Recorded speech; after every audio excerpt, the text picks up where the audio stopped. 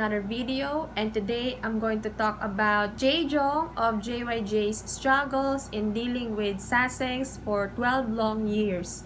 So everybody knows the term Sasaeng, in which basically means ini-invade yung privacy ng mga idols whenever idols appear dun sa mga schedules na ina-attend nila, whether sa mga venues or events na kung saan kabilang sila doon sa lineup ng isang show, or other times inaabangan nila sa airport pag yung idol na iyon ay may scheduled na MV shooting doon sa isa pang lugar na kailangan by flight or by airplane yung transportation, and then imamab yung mga idols, and as a result, kailangan ng parang protection, yung mga bodyguards, or even worse, there are times that there are sasaengs na sumunod or sinusunod yung mga idols pauwi doon sa apartment na tinitirhan nila, and this is still relatable to this day.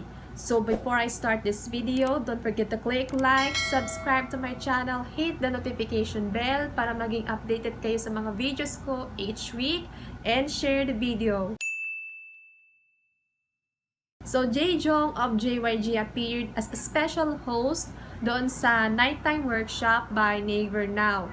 So he tells his stories regarding his struggles in dealing with Sasaengs for 12 long years. Back in the day kasi, for those who are not familiar with the golden age of K-pop or baguhan pa lang, Sasaengs is already there. Sasaeng is already common back in the day of the iconic age of K-pop. So parang this is still very common to this day kahit nasa pandemic pa tayo. But anyway, here's what Jaejoong has to say regarding his story with the Sasaengs. Back when I used to promote in a group, the Sasaengs would come into our house all the time. I was sent photos of my living room, bedroom, and kitchen to my phone, and I was in the photos. That means they quietly came into the house, took photos, and left. I don't know how they got my phone number, but they sent those photos to me. When Kim Jae-joong started living alone in an apartment, a Sasaeng moved into the building across the street from him on the same floor and constantly watched him. I moved to that house because I liked the balcony, but I couldn't even use it because they'd be staring at me all the time. So, nagdadalawang isip dito si Jaejoong if he will move to another apartment dahil yun na nga, umaaligid yung Sasaeng na nakatira doon sa iisang palapag as him, and then he was being watched constantly every day, at parang sinusundan niya yung mga galaw ni Jaejoong back in the day, and he even thought of buying new cars kasi parang he's fearing for his safety, and that he constantly changed apartments dahil yun na nga, yung mga Sasaengs are constantly stalking him. And he said, late at night, I heard the doorbell ring. I checked the intercom, but no one was there.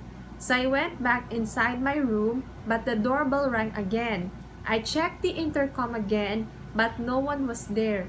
I started to get scared, so I opened the door and looked outside.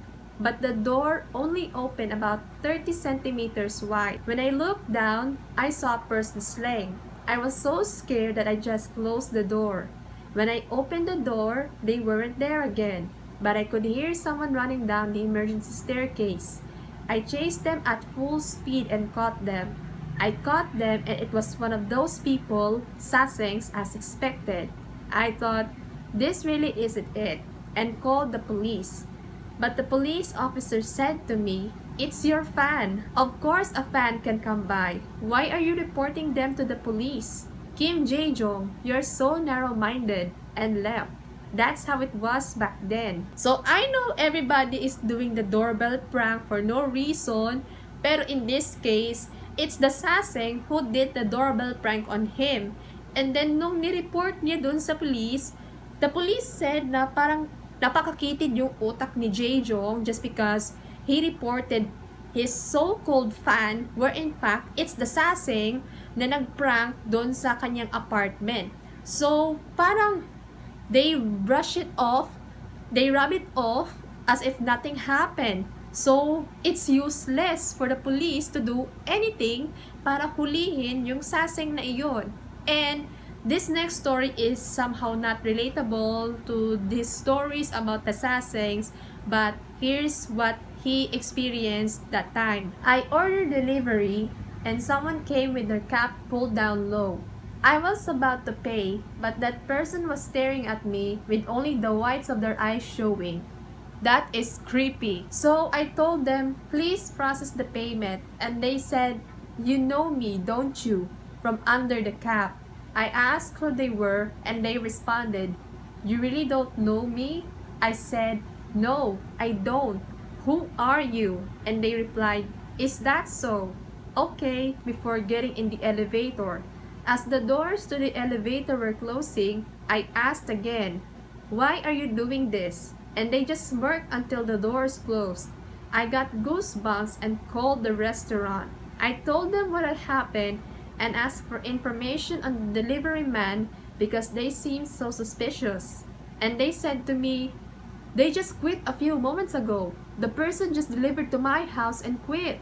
They could come by again if they wanted to. His story is regarding a delivery man na nag-order ng pagkain. Si Jaejoong yung nag-order ng pagkain. And it creeps me out when I read the story that yung guy na iyon rolled his eyes, parang The Undertaker, yung peg. And him appearing in front of Jaejoong na naka-roll yung eyes showing his whites creeps me out.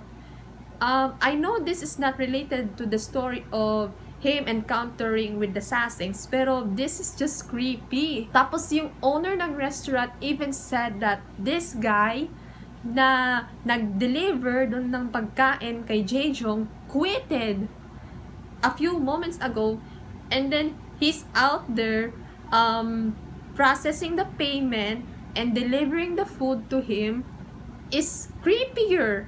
I mean, I never encountered or heard stories like this up until Jaejoong narrated it. And there's this last story na this is now related again with his encounter with the sasaengs. So here's his story. Kim Jaejoong shared his last story. One of a time, he lived in a ground floor apartment. His apartment was next to the building's residence-only garden. One day he heard someone knocking repeatedly on his window that led to the garden. He thought that the strange delivery man had come again. So he took a wooden sword he had at home and went to check.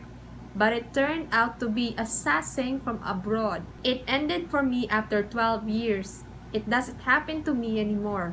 Now I don't move and I sold all of my cars. I'm finally free. I can even walk on the streets normally these days. I'm so happy. So Jaejoong took 12 years to finally be freed from encountering with sasaengs. So I know that we also on our news feed, whether sa Facebook or Twitter, na may pictures of sasaengs na naipakita yung mukha doon. And to this day, kahit nasa pandemic pa tayo, there are still sasaengs who are lurking around in public places. I'm really worried for the safety of idols, yung current generation of idols na even though we are still in the pandemic, and there are sometimes na kailangan nila mag-travel just to do their MV shooting or their album jacket film, they need to hire more bodyguards kasi malay mo there's something bad will happen. And this is still relevant dahil there are sasaengs everywhere. I know it. And even if you're watching V Live, you can see that there are instances na yung mga idols, they were disturbed whenever someone is calling on their phone, or I should say yung sasaengs called the idols' phones upang i-disturbo. And then there are other times na parang the sasaengs send creepy messages to idols para ma-disturb sila, parang matatakot sila, and sending death threats to the idols. So this is important for everybody na we need to protect all idols at all costs. These agencies need to take legal action regarding Sasaengs sending death threats to the idols, or pag minsan the Sasaengs who send creepy messages to the idols para maging safe yung mga idols. Kasi we are still living in the pandemic, pero we already saw some instances noong the past few days that there are idols who were mobbed and they were being followed by Sasaengs. Kaya as a result, the agencies need to implement stricter rules para mahulihan yung mga Sasaengs. So I hope that this serves as a lesson to everybody that you should know your limits, okay? I know that we are fanboying or fangirling so hard in standing our groups that we really like, pero do not take things too far, okay? Do not be a Sasaeng. Kasi one day, pag sobrang pagka-obsess mo, you will end up being like one. And I hope that many K-pop idols will feel safe and that they will not be bombarded by Sasaengs in this pandemic era. So I hope that everybody will take this as a lesson. Okay? So that's it for this video. Thank you so much. And I'll see you guys next time. Bye!